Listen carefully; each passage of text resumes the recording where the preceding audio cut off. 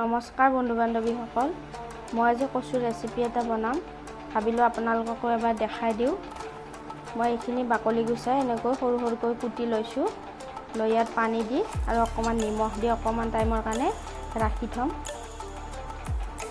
এতিয়া মই কুকাৰ এটাত এইখিনি অলপ বইল হ'ব দিম। 2টা বা 3টামান চিটি আহিব দিম। আলু এটাও দি দিছোঁ এনেকৈ কাটি, আৰু নিমখ অকণমান দি মই চিটি মাৰি ল'ম।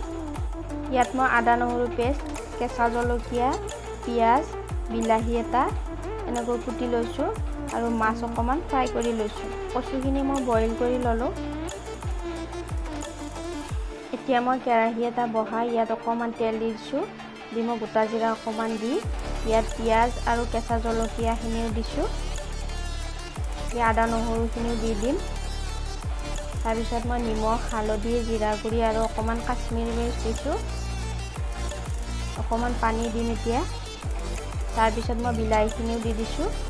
এতিয়া আৰু অকণমান পানী দিম। তাৰপিছত মাছখিনি আৰু কচুখিনিও দি দিছোঁ। এতিয়া পানী দি দিম মই অকণমান। এবাৰ ভালদৰে লাৰি লৈ এতিয়া অকণমান গৰম মছলাও দি দিছোঁ।